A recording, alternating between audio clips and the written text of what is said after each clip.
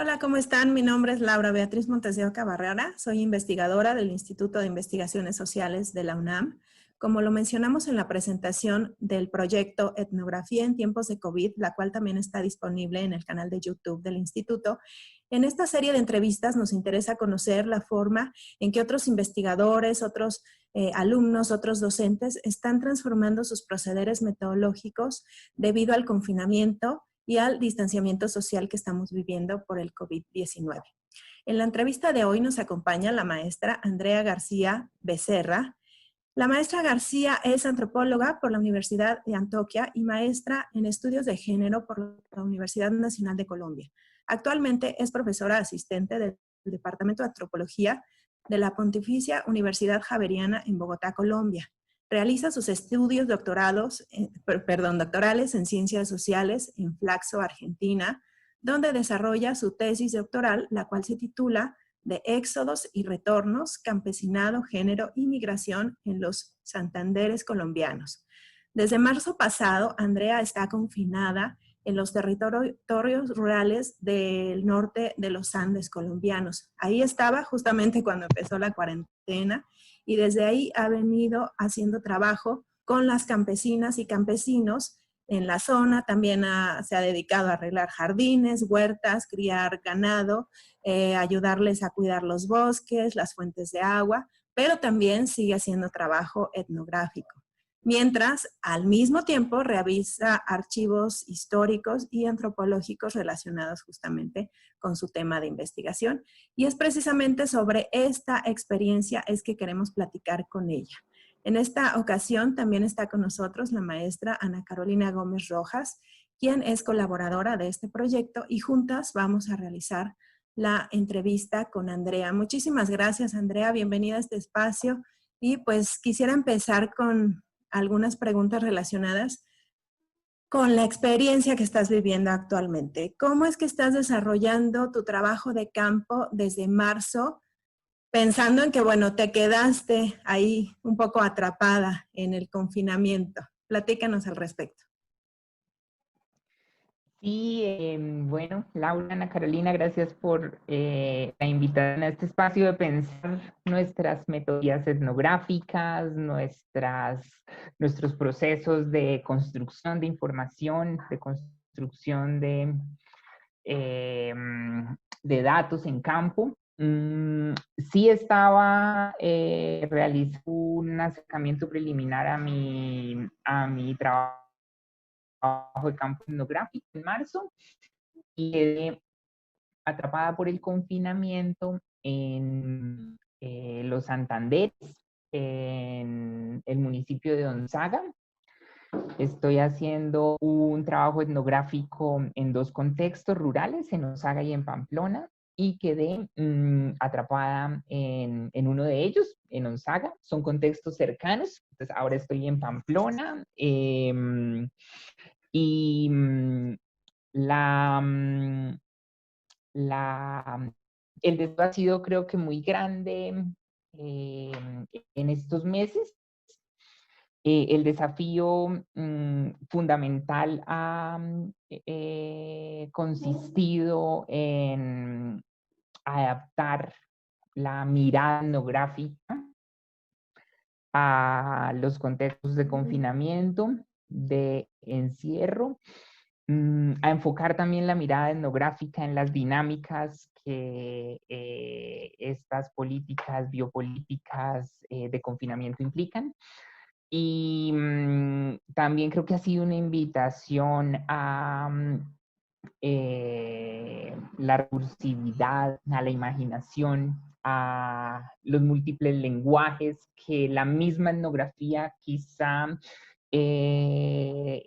también ha invitado tradicionalmente a explorar, ¿no? El trabajo, la pregunta por el trabajo de campo, mucho más allá de la recolección o de la extracción de datos que implican el observar los terrenos etnográficos, el convivir con las personas también cotidianamente, en el día a día,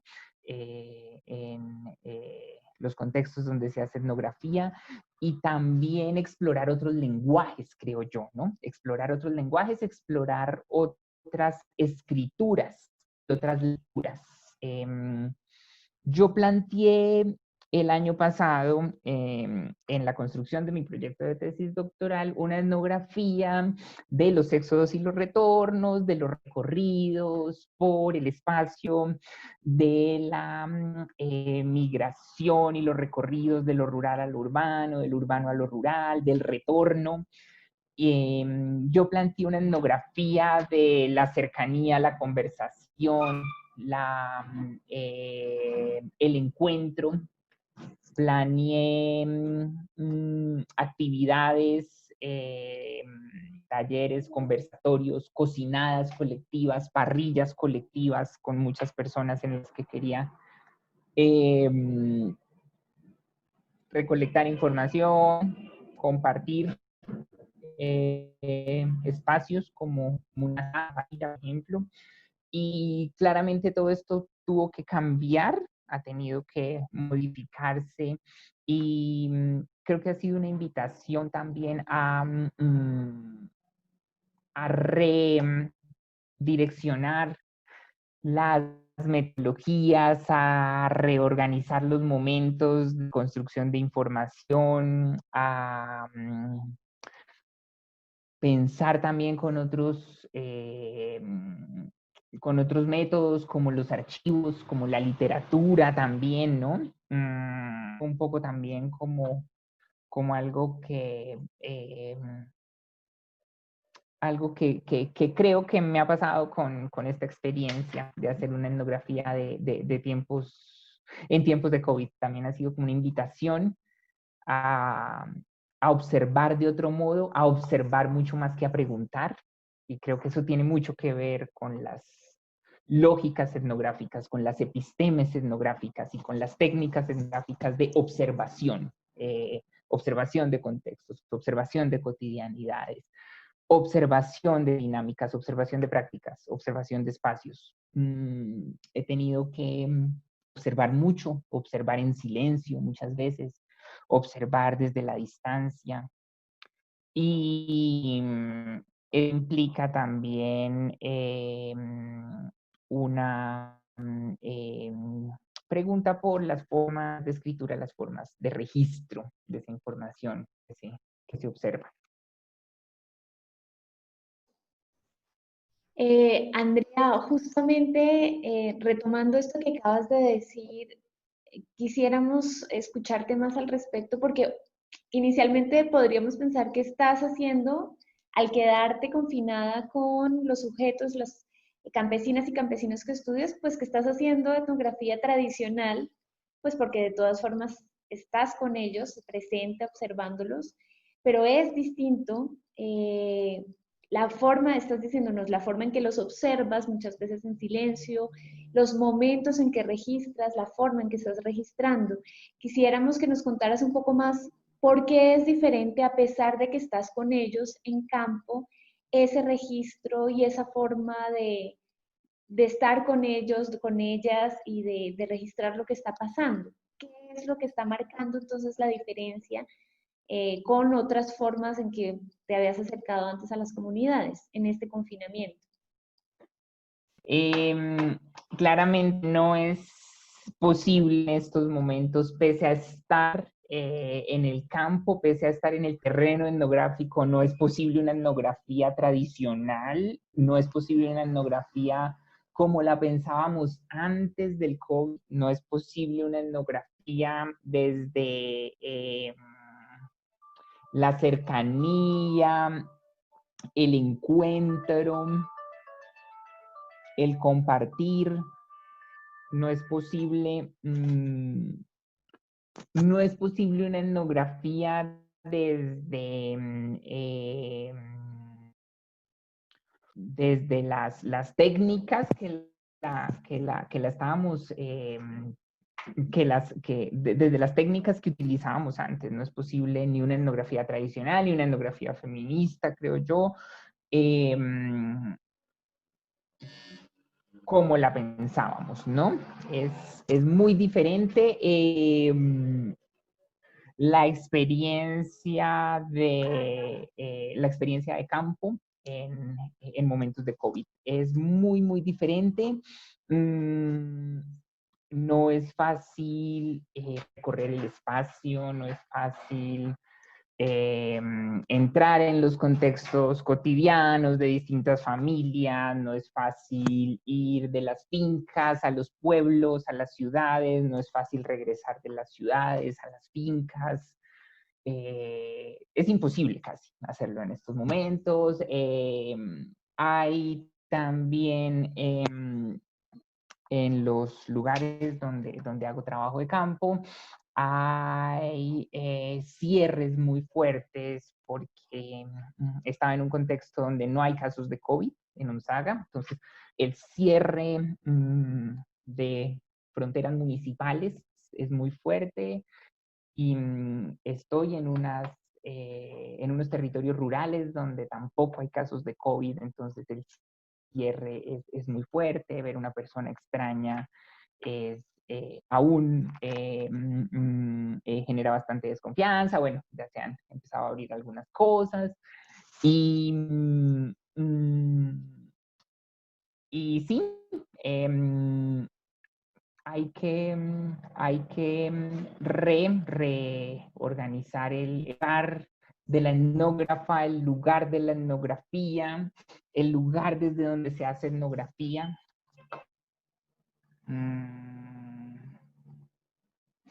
He sentido también más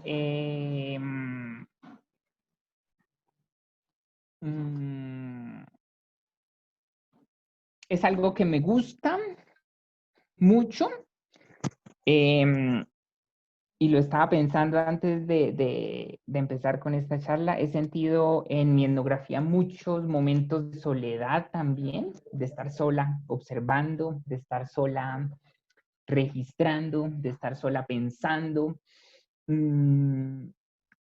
He echado mano de métodos quizá de descripción literarios, históricos. Gracias. He inventado archivos, he construido archivos en la tierra. He intentado como dilucidar algunos archivos en esa observación de la Tierra. Algo concreto con respecto a eso tiene que ver con los espacios, con las casas, con las ruinas, con lo que queda, con lo que se destruye y lo que se conserva, de algo muy importante en temas del campesinado, que es el régimen hacendatario, el régimen de la hacienda. En Onzaga logré hacer unas lecturas que me gustaban mucho de casas de hacienda, de caminos de haciendas, portales de haciendas, algunos en ruinas, otros reconstruidos, y a partir de la observación de esos espacios, conectado también con obras literarias, con Ciervo sin Tierra de Eduardo Caballero Calderón, una novela del canon literario regional y nacional acá en Colombia. Esas observaciones empezaron a ofrecerme, a darme también una cantidad de datos históricos, datos arquitectónicos, datos espaciales, datos literarios sobre ese periodo del régimen hacendatario que definía la lógica de la tenencia y el trabajo rural en Colombia entre el siglo XIX y mediados del siglo XX, como una cuestión, como un antecedente importante del tema que estoy trabajando actualmente. Me llevó a dialogar entonces con la literatura, la arquitectura, geografía y la literatura. en campo, en terreno, y a intentar construir descripciones desde allí. Claro, con esto que nos estás platicando, Andrea, bueno, suena que tu experiencia ha sido todo un reto, ¿no? Tal vez también has tenido como esta posibilidad de generar ciertas oportunidades para permanecer, para seguir en el campo y tal vez para construir información que de otra manera tal vez no hubieras podido construir. Pero platícanos un poco si has encontrado o si encontraste en un inicio tal vez resistencia para que tú permanecieras en esta región, por lo que nos dices, ¿no? De pronto son comunidades o son zonas donde no había COVID, entonces el hecho de que estuviera alguien Andrés, que gracias. no es de ahí podría ser tomado como una amenaza. En algún momento esto se representó como un reto para ti. Platícanos algo al respecto. Claro, Laura, por supuesto, y no solo de parte de nosotros, sino de parte de mí misma, ¿no? De parte de mí misma, de parte como de, pues un poco, obviamente, creo que, uy, sí, qué pregunta bien potente esa que hace Laura, porque es como, claro, el COVID-19 no solo afecta a los métodos, sino también la ética de la investigación, ¿no? Pues yo pensaba, yo como persona extraña para algunas personas de lo rural, ¿por qué voy a llegar a una casa campesina a ser vista como una gente que puede ser contaminante y con toda razón, ¿no? Entonces me abstuve también varios días pues de estar en contextos rurales como tal. Pude pasar varias semanas en casas con familias rurales, también porque son personas muy cercanas, algunos incluso son familiares, otras son personas muy cercanas pues, a mí. Entonces ahí pues hay como una cuestión del rapport que está muy previo al campo, ¿no? Que se ha construido durante toda mi experiencia vital más que antropóloga, porque pues, empecé a ser antropóloga a los 18 años, pero nací y me crié en estos contextos donde estoy ahora haciendo etnografía. Entonces ahí también hay una cuestión con la cercanía, el afecto, la familiaridad, la confianza, que me permitió estar algunas semanas en casas campesinas, pero también obviamente pues muchos días, las primeras semanas, el primer mes tal vez de confinamiento, pues fueron momentos de estar encerrada, en una casa, en la casa de mis abuelos, en un pueblo, revisando allá archivos. Ahí justamente encontré un archivo que estoy trabajando, que es muy interesante. Lo encontré en la biblioteca de mis abuelos y de mis tías y de mis tíos en ese pueblo, y es un material que se llama el almanaque creditario.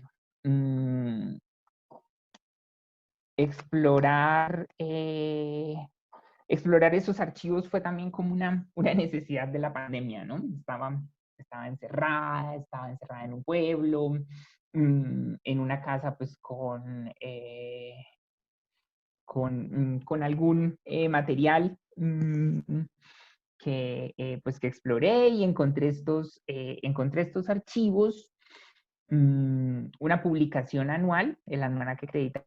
Mencioné una publicación anual de la Caja Agraria, una institución del Estado relacionada con el desarrollo rural, el campesinado, las políticas de tierras del Estado desde los años 30, bueno, hasta la actualidad. Actualmente es una institución bancaria privada, actualmente se llama Banco Agrario, se llamaba Caja Agraria. En realidad se llamaba Caja de Crédito Agraria y Minera.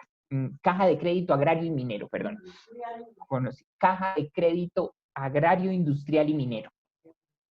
Y era reconocida pues como la Caja Agraria, fue el banco del Estado que participó en las primeras leyes de tierras de los años 30, ahí se formó, luego tuvo una participación importante en procesos de reforma agraria. En Colombia con el INCOR en los años 60, 70, la Caja Agraria, hasta que se privatizó en los años 90 con toda la oleada de neoliberalismo de Estado y de privatizaciones de instituciones del Estado encargadas pues de cuestiones sociales, se privatizó la Caja Agraria y bueno, la pandemia también me llevó a este interesante archivo. Era una especie de revista agrícola con información de almanaque de todos los meses del año, los festivos, el santoral. Y hay un tema también como con la lectura cristiana del tiempo. Y era una publicación que desde los años 40 hasta los años 90 ofrecía información sobre tecnificación agraria, uso del suelo, políticas rurales para ciertos campesinos letrados y propietarios de la tierra. Entonces, ese fue un archivo al que el COVID me llevó, al que el encierro me llevó.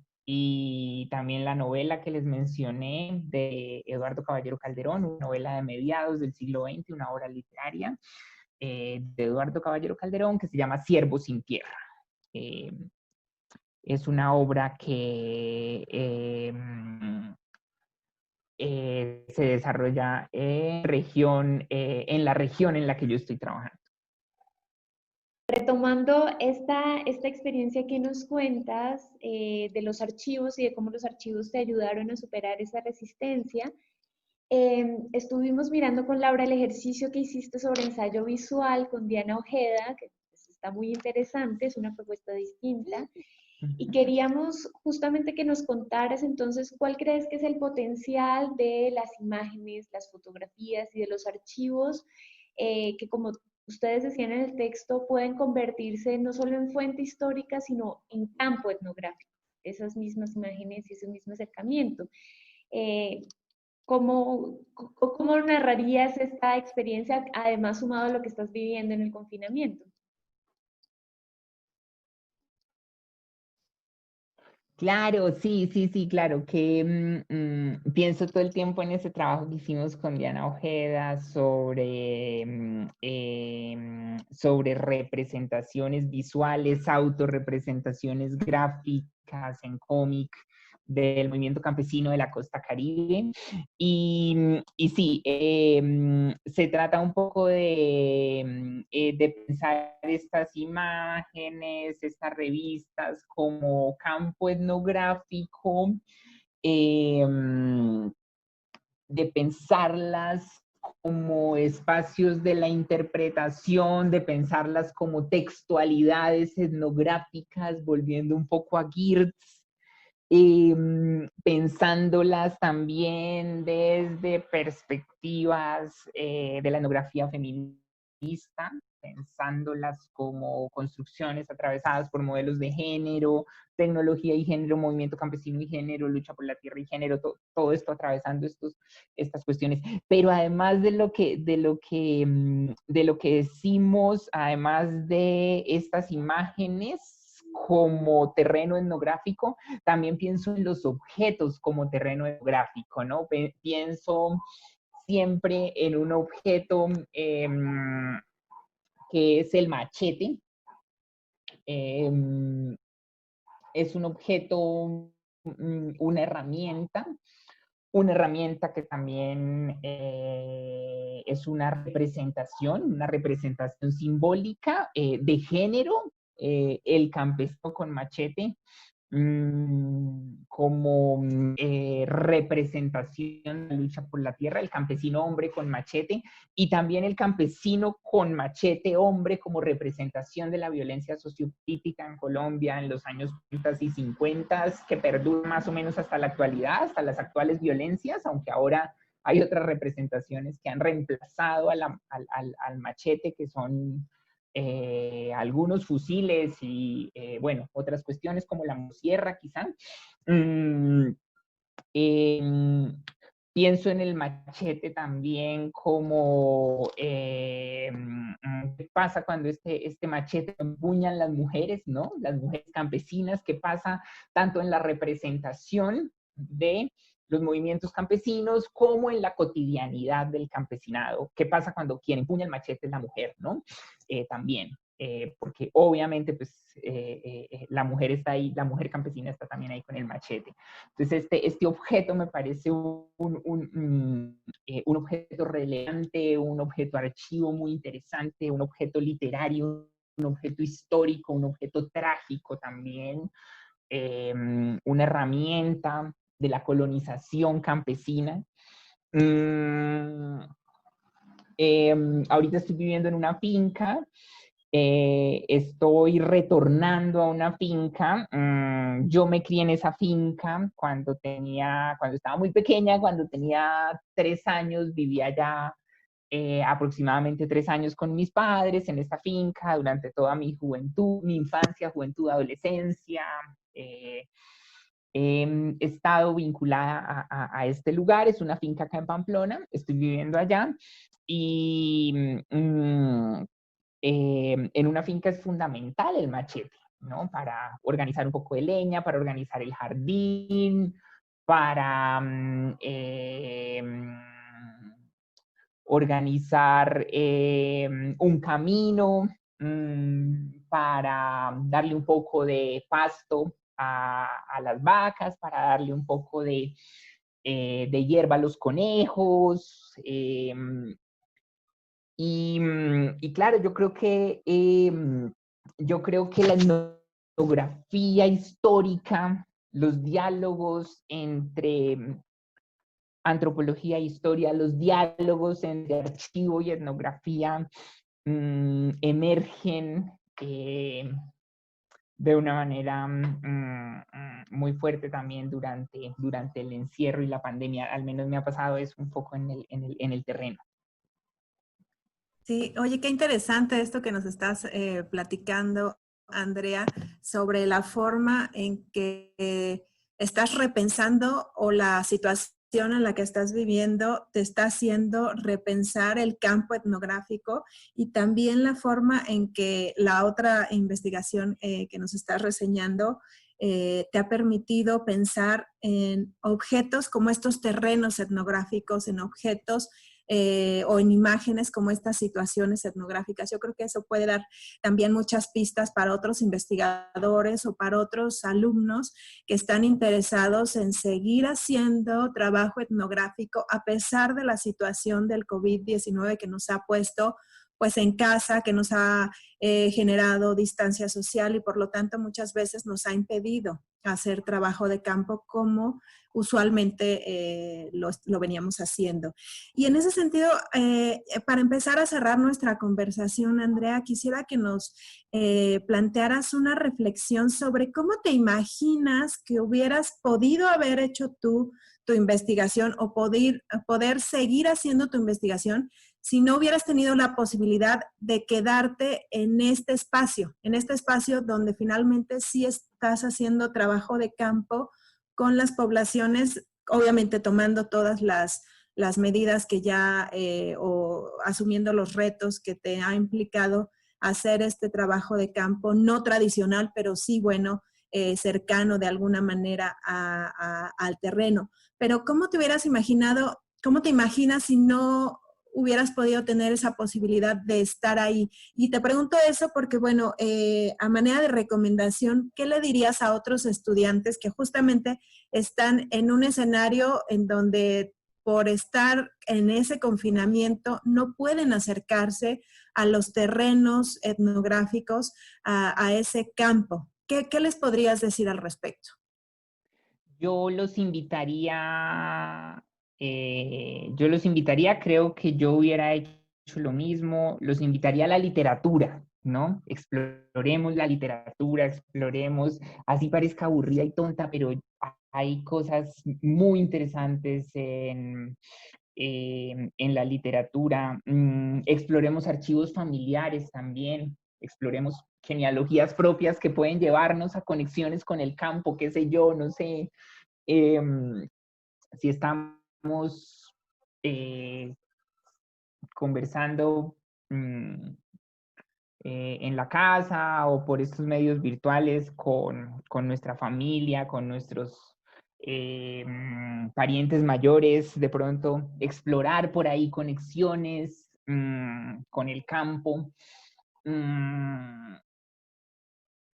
Y explorar formas de escritura. Laura, yo creo que esto para mí ha sido fantástico y he tenido el privilegio de contar con lugares donde escribir. En Onzaga escribí una pequeña novela que estoy pues en proceso de edición, de organización, se llama La Última Etnógrafa. Es una novela de etnoficción, como diría Marc Ollé, pero no es nada Marc Ollé, es mucho más, no sé, etnoficción feminista, agraria, y fue una experiencia muy linda de escritura. Yo les podría aconsejar como, no, lleven diario de campo, como buena profe, pero uno a veces en estos momentos tan angustiantes, no puede llevar diario de campo, no puede escribir tan fácil, entonces de pronto aventurarse a escribir algo, si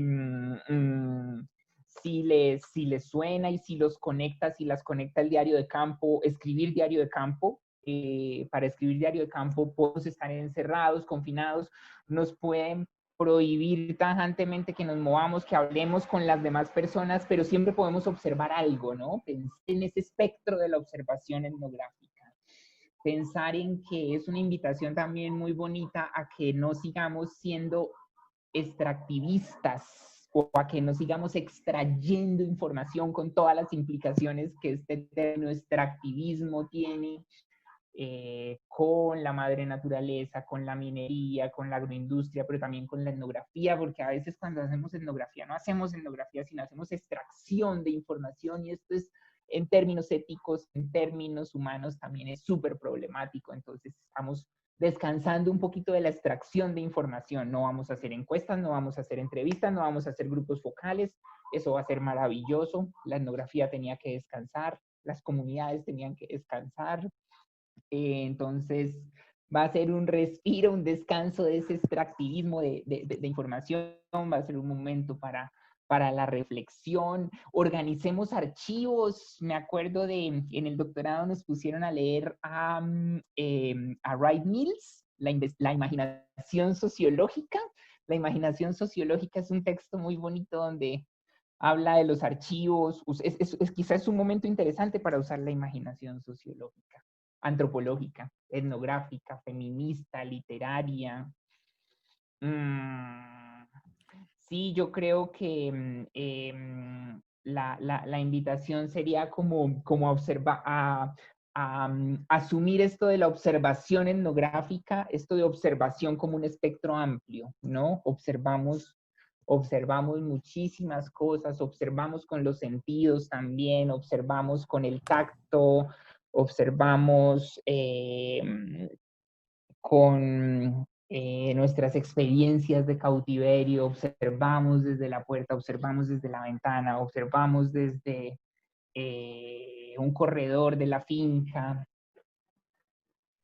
Y también como en el caso que nos planteas de esta invitación a escribir y esta etnoficción de La Última Etnógrafa, la cual me parece muy interesante, yo creo que también ahí tú estás observándote a ti misma, ¿no? Y en eso quiero preguntarte si este ejercicio que estás haciendo de etnoficción se podría llamar un tipo de autoetnografía. ¿Tú lo considerarías así?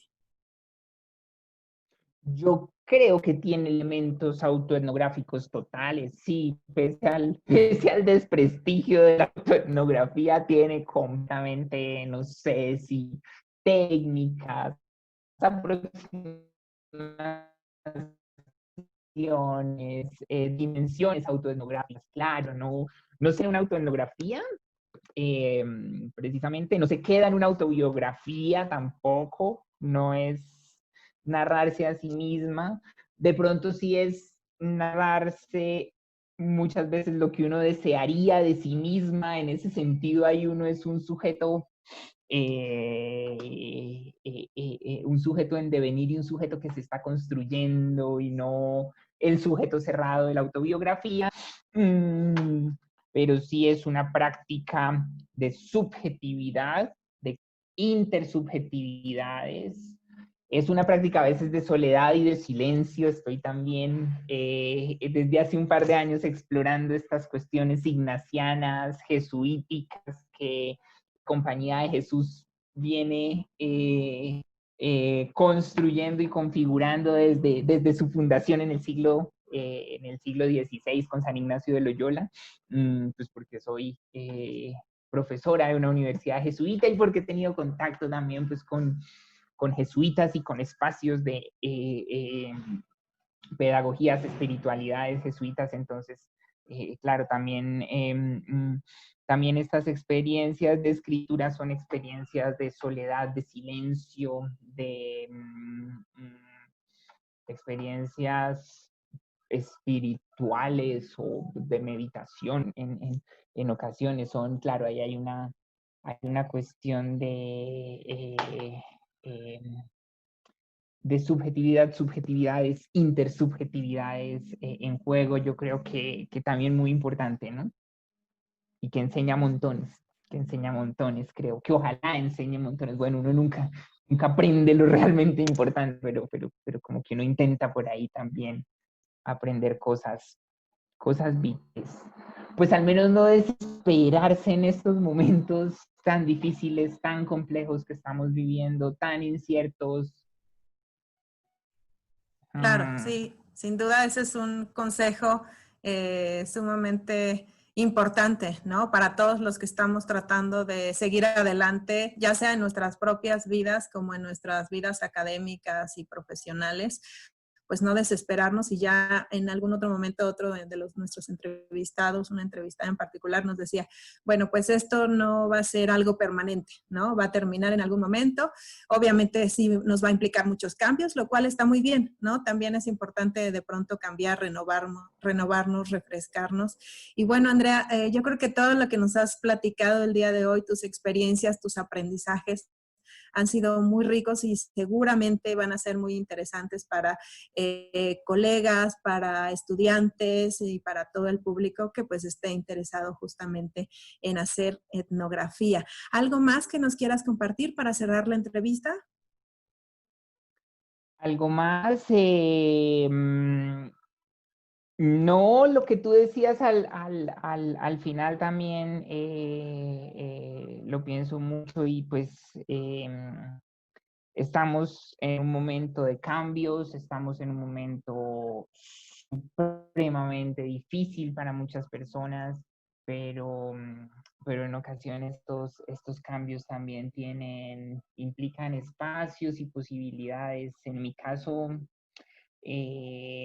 ha sido un cambio hacia lo rural, ha sido un retorno, y mi tesis es sobre los éxodos y los retornos. Ha sido una posibilidad de profundizar en lo que implica un retorno, retornar a una casa abandonada, retornar a una finca abandonada, retornar a los sueños, retornar a un lugar que uno sueña, pero al cual cuando uno llega se da cuenta que no es al lugar al que quería retornar, pero bueno, ya estás allá retornando. Entonces, y creo que nuestros espacios académicos, nuestros espacios de escritura, nuestros espacios de clase, nuestros espacios de investigación van a cambiar muchísimo. Yo creo que este cambio no va a restringirse solo a la emergencia por el COVID.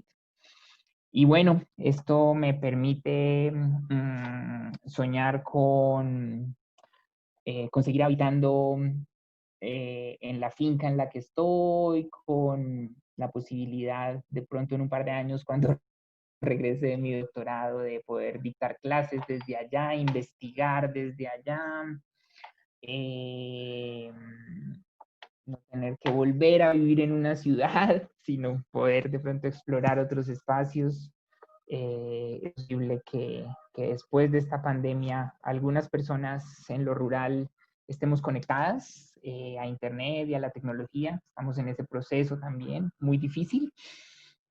Y es posible que, no sé, sueño con un par de años estar en una escuela de la tierra, en un espacio de bosques, aguas, producción de alimentos y cuidado de la naturaleza, y desde ahí poder seguir haciendo antropología, dictando clases en la Universidad Javeriana.